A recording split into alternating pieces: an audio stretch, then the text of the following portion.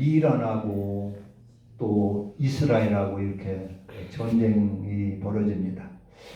이란은 원래는 이스라엘하고 친했던 그런 나라입니다. 이란은 지금 전쟁 가운데 있는 이란은 성경에는 페르시아입니다. 페르시아.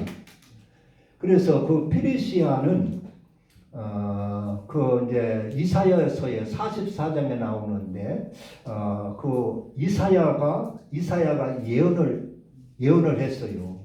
이사야가 어떻게 예언을 했냐면 이사야는 이제 유대가 망하기 전에 히스기야 왕 때 활동하던 선지자입니다.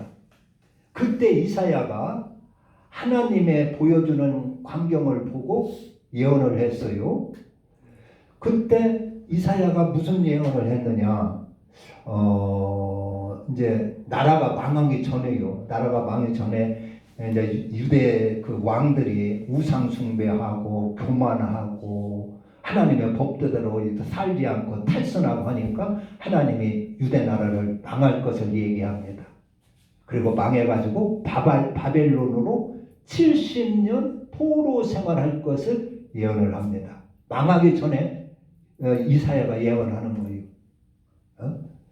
그리고 그 포로된 70년 끝난 후에 어떻게 될 것까지 이사야가 예언을 해놨어요. 그때는 어떻게 되느냐? 고라스라고, 그러니까 그 페르시아의 바사의 고레스라고 하는 사람이 왕이 되어가지고 그 지역을 다 정복하고 그리고 바벨론으로 포로로 끌려갔던 너희들을 돌아오게 하리라.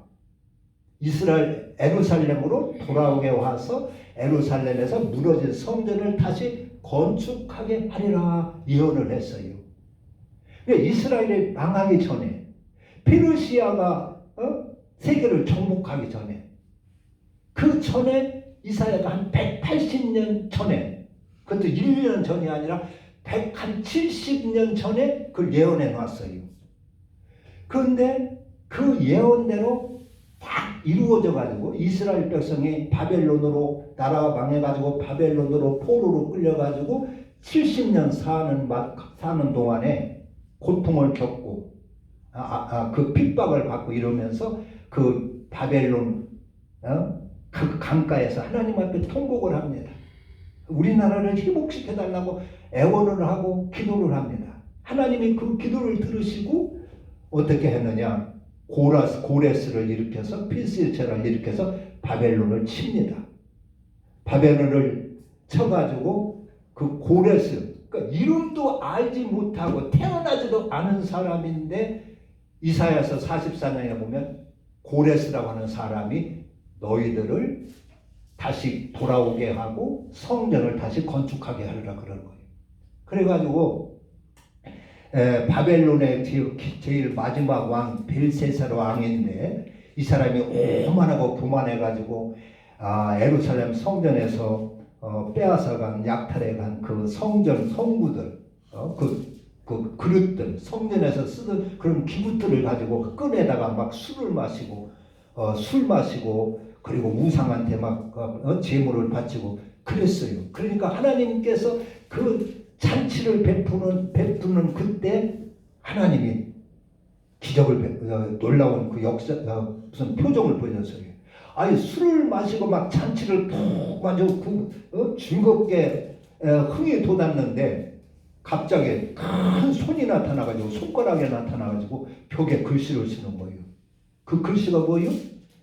메네 데겔 우바르신 그런 글자가 벽에 쓰이는 거예요.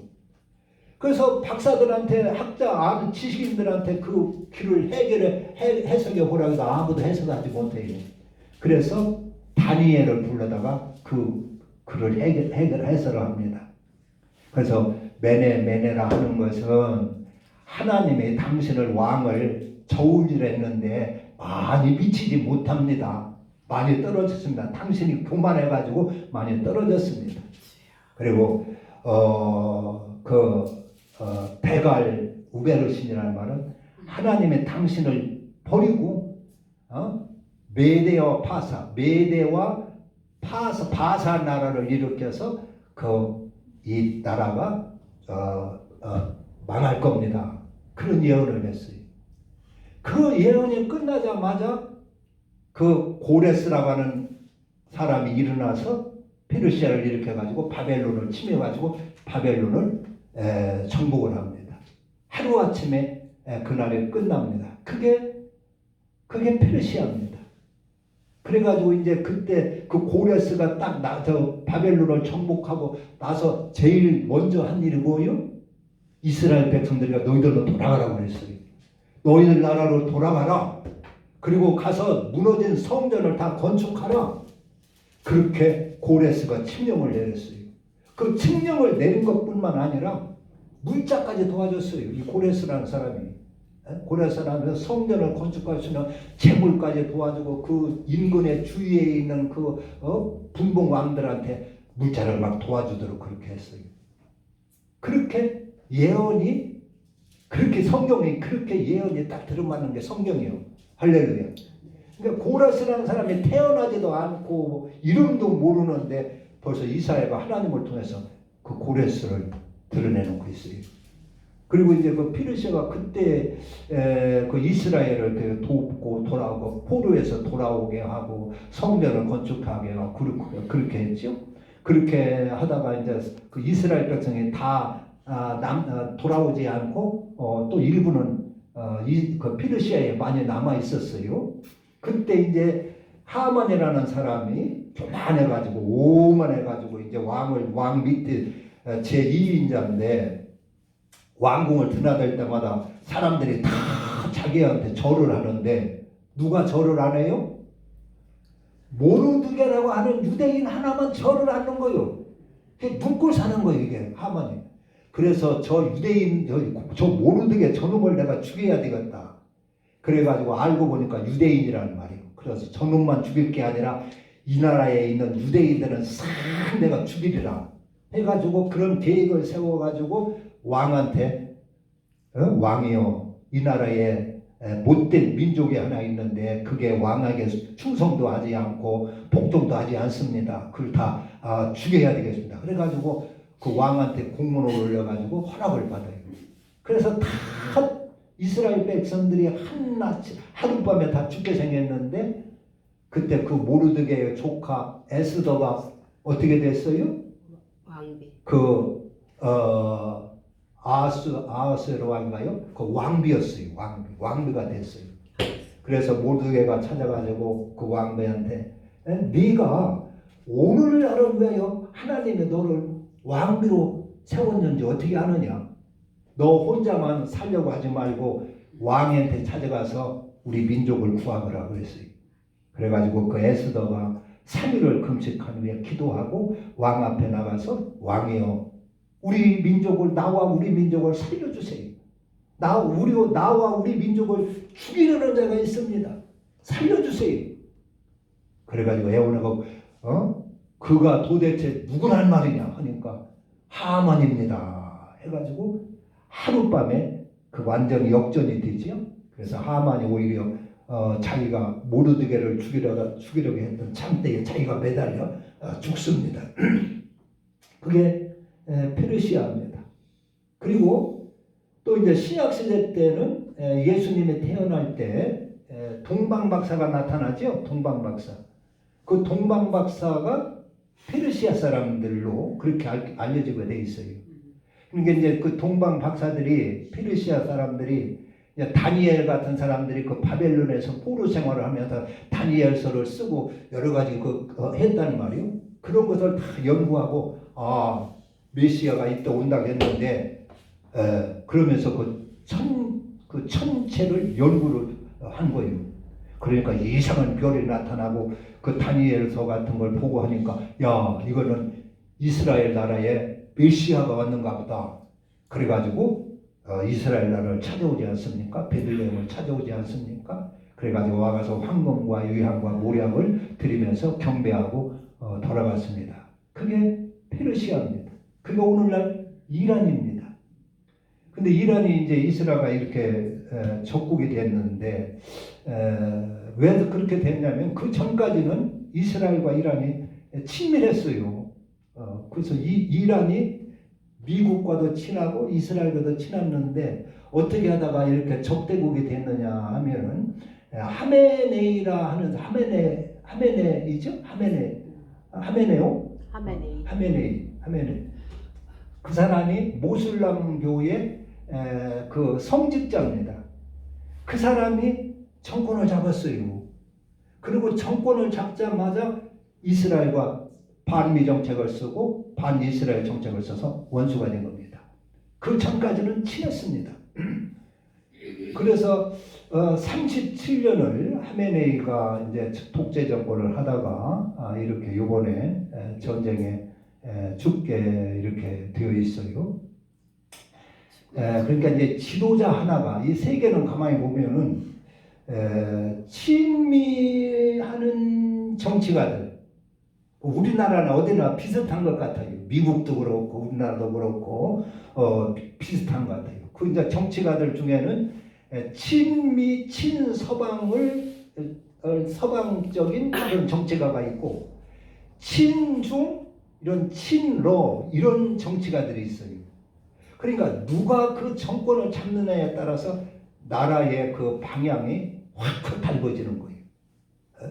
친미 친서방을 추종하는 정치가가 정권을 잡고 대통령이 되느냐 아니면은 친중 이런 친북방 이런 추종하는 이런 정치가가 정권을 잡느냐에 따라서 나라의 운명이 확 달라지는 것을 볼 수가 있습니다.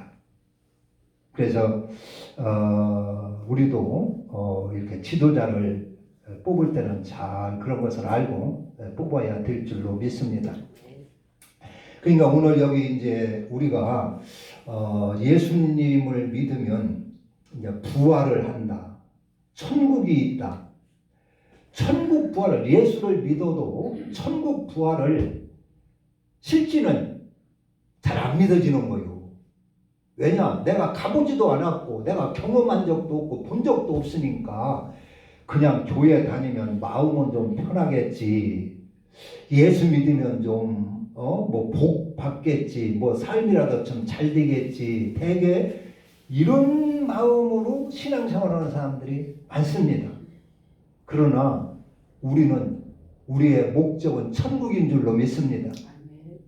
예수님의 일생을 보면은 그게 이제 천국 가는 로정인데 예수님은 마리아에게서 태어나고 그리고 세례를 받고 공생애를 3년 사시고 그리고 십자가에 달려 죽으시고 죽은 후에는 어디로 가셨어요?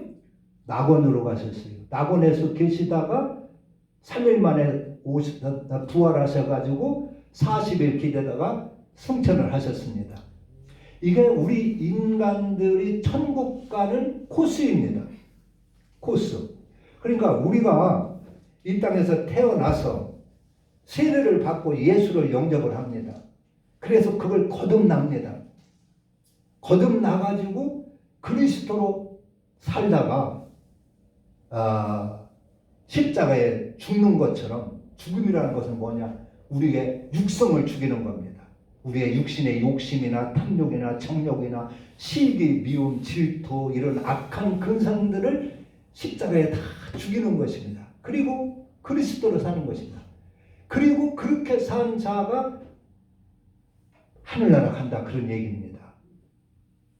이 땅에 살 때 부활하는 것이 아니고 성경에는 우리 주님이 이 땅에 다시 재림해서 우리를 데리러 올 때 우리가 그때 부활 실제 몸은 부활은 그때 하는 것입니다. 그래가지고 하늘나라 가는 것입니다.